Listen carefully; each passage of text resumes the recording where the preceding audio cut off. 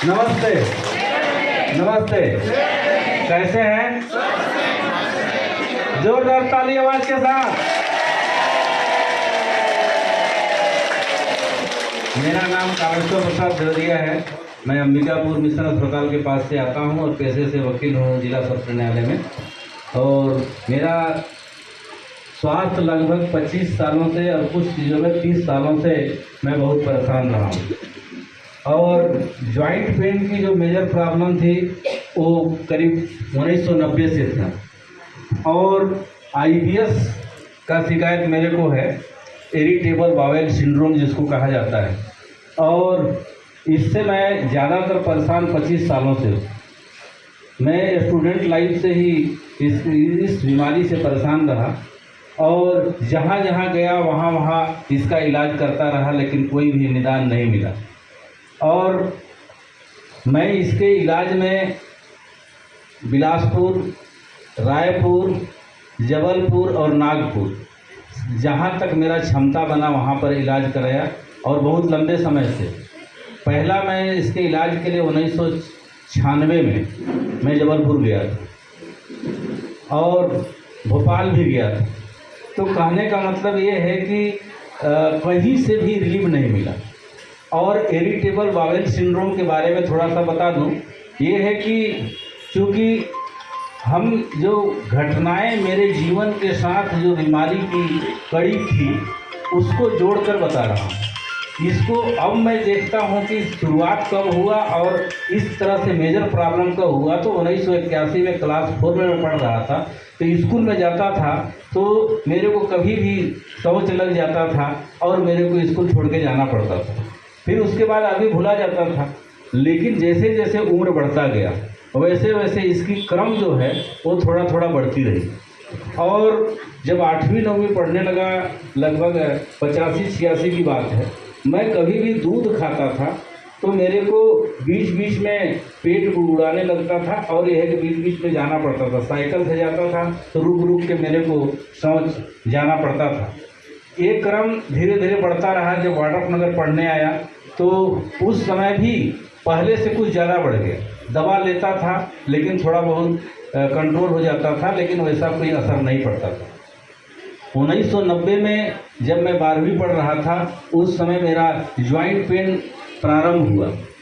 Joint pain प्रारंभ हुआ तो धीरे धीरे उसका दवाई लेते थे। आयुर्वेदिक दवाओं का कुछ प्रभाव जरूर पड़ता था, लेकिन ये है कि दवाई लेते भर वह थोड़ा ठीक रहता था, लेकिन उसके बाद फिर से होने लगता था। तो ये जॉइंट पेन और IBS इरिटेबल बावेल सिंड्रोम की बीमारी एक तरह से पैरेलल रूप में दोनों समानांतर चलता रहा। फिर अंबिकापुर पढ़ने आ गया तो ये है कि जॉइंट पेन की प्रॉब्लम इतना ज़्यादा बढ़ जाती थी कि कभी कभी मेरे को रोना पड़ता था। इतना दर्द होता था शरीर में, जहाँ जहाँ जोड़ है, कंधे में, घुटनों में, पैर में, सारी जगह दर्द होता था। लेकिन ये है कि थोड़ा सा दवा लेते भर रिलीफ जरूर मिलता था, लेकिन ये है कि पूर्ण रूप से ठीक नहीं हो पाता था। और आगे चलकर कुछ साल पहले, लगभग 25 साल पहले, जो मेरा जो शुरू से चल रहा था IBS इरिटेबल बावेल सिंड्रोम, उसका जो क्रम है वो बढ़ता गया। रामानुजगंज में मैं कुछ साल के लिए शासकीय सेवा में था, वहाँ भी जो IBS की शिकायत थी वो और ज़्यादा बढ़ गई। और ये है कि एलोपैथ की जगत में कोई भी दवा काम ही नहीं करता। रायपुर के बालाजी सुपर स्पेशलिस्ट हॉस्पिटल के जो स्पेशल गैस्ट्रोलॉजिस्ट हैं डॉक्टर देवेंद्र कुमार नायक, उन्होंने देखा लेकिन ये पकड़ नहीं पाए कि बीमारी क्या है। वो अपने अंदाज से दवा जरूर लिखे और अंदाज से जब दवा लिखे तो जितना दवा को मैं खाता था उतना ही मेरा बीमारी बढ़ता था और डर से मेरे को दवा रोकना पड़ा। उसके बाद दिल्ली के JB पंत हॉस्पिटल के डॉक्टर जो रायपुर में अपना नर्सिंग होम खोले हैं, डॉक्टर मनीष कुमार लुनिया, जो गैस्ट्रोलॉजिस्ट बहुत टॉप मोस्ट के हैं, उन्होंने भी इलाज किया।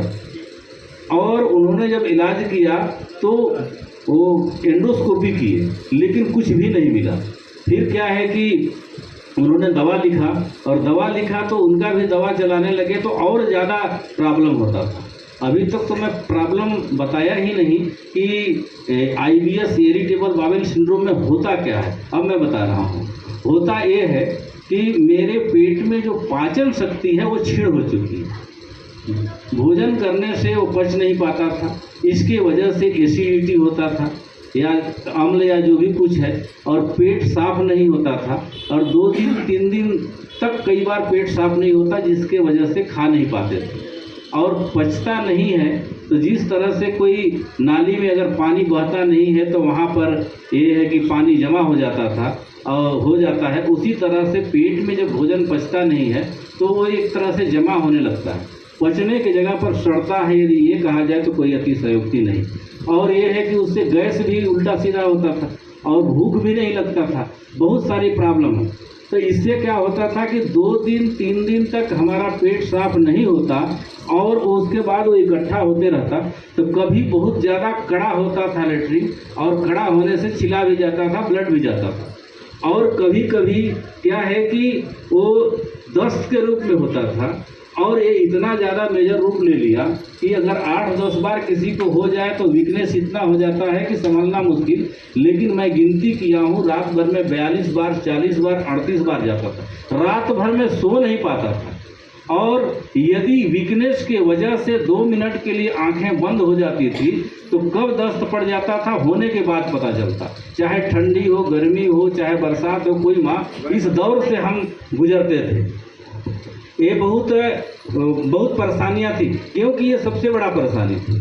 और एलोपैथ के जगत में मैंने गूगल में सर्च किया, इसका कोई भी परफेक्ट इलाज है ही नहीं, और 25 सालों से इस चीज़ों से मैं परेशान रहा। मैंने मेजर रूप से 25 सालों से परेशान रहा। और ये है कि मन में ऐसे ऐसे ख्याल आते थे, निगेटिव ख्याल आते थे, या बैक फुट पर चले जाना, मतलब कि जीना मुश्किल हो जाता था, क्योंकि न ड्यूटी कर पाते थे, न रात को सो पाते थे, न खा पाते थे। बल्कि ये है कि मन में ख्याल आता कि इतनी दर्द भरी ज़िंदगी जीना मुनासिब नहीं, काश मुझे मौत मिलता तो कितना खुशनसीबी होती। लेकिन ये है कि जब हमारे घर के लोग करीब 8 लोग आते थे सिराजे, और 2021 में 29 अगस्त को मेरा को उसी को 11 दिन तक लगातार दस्त पड़ा। और ये है कि बीपी सेराजेम जब आना शुरू किया, मैं 3 नवंबर 2023 को प्रारंभ किया हूँ, और इतने दिनों में केवल 9 दिन गैप हुआ है, जिसमें कि मैं अवकाश लिया हूँ विशेष इमरजेंसी में। और ये है कि उसके बाद मैं लगातार आते रहा हूँ, क्योंकि सबसे महत्वपूर्ण मैंने सेराजेम को समझा अपने जीवन के लिए, और उसके बाद बाकी काम सब उसके बाद की बात है। सेराजेम से बता रहा हूँ, जो पहले 42 बार, 38 बार, 40 बार होता था, वह सुधार होकर अब कभी 5 बार, कभी 7 बार, अधिकतम 10 बार, लेकिन लंबे समय अंतराल के बाद। तो मुझे ये समझ में आ गया कि हम पूरे अपने क्षमता भर जहाँ जहाँ हुआ नागपुर तक घूम देखा, लेकिन कहीं से रिलीफ नहीं मिला। अब हम अगर ठीक हो रहे हैं तो यहीं से हो रहे हैं, और पूर्णतः ठीक होंगे तो यहीं से होंगे, सेराजेम से ही होंगे। और सेराजेम ने हमको नया जीवन दिया। अगर सेराजेम ने हमको नया जीवन दिया, और यदि नया जन्म हुआ, नए जीवन के प्लेटफार्म के धरातल पर खड़ा किया, यदि मैं कहूँ तो कोई अतिशयोक्ति नहीं। यह मेरे लिए बहुत बड़ा वरदान है, हमारे जीवन के लिए सबसे अच्छा पहलू है, जो कि हम आकर यहाँ अच्छे जीवन जी रहे हैं, अपना काम भी कर पा रहे हैं। पहले तो अपने लिए जीना मुश्किल समझते थे, लेकिन अब स्वयं के लिए, अपने परिवार के लिए जो उद्देश्य है उसको पूरा करने के लिए अपना सपने जो है उसमें लगे हुए हैं। तो पैरालिसिस में भी सुधार है, और बीपी 18 साल से, शुगर 18 साल से है, 2017 से बीपी है। जो शुगर 3 टाइम गोली खाते थे, अब सप्ताह में 1 बार खाते हैं, और 1 गोली खाते हैं। और कल मैं बीपी चेक करवाया था, कल भी कराया था, इसके पहले 110 था और कल 113 था। तो ये है कि बीपी भी काफ़ी मैंने कंट्रोल में है और सही है।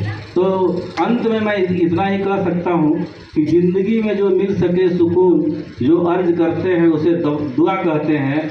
और मेरे ज़िंदगी को मौत के फासले में ला दिया, उसे हम सेराजेम से हुआ करते हैं, सेराजेम से हुआ करते हैं। जोरदार ताली आवाज़ के साथ।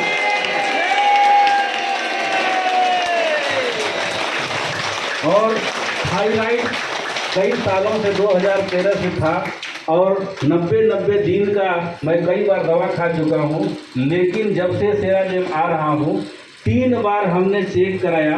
डॉक्टरों का कहना है कि जब नॉर्मल आता है तो चेक क्यों कराते हैं,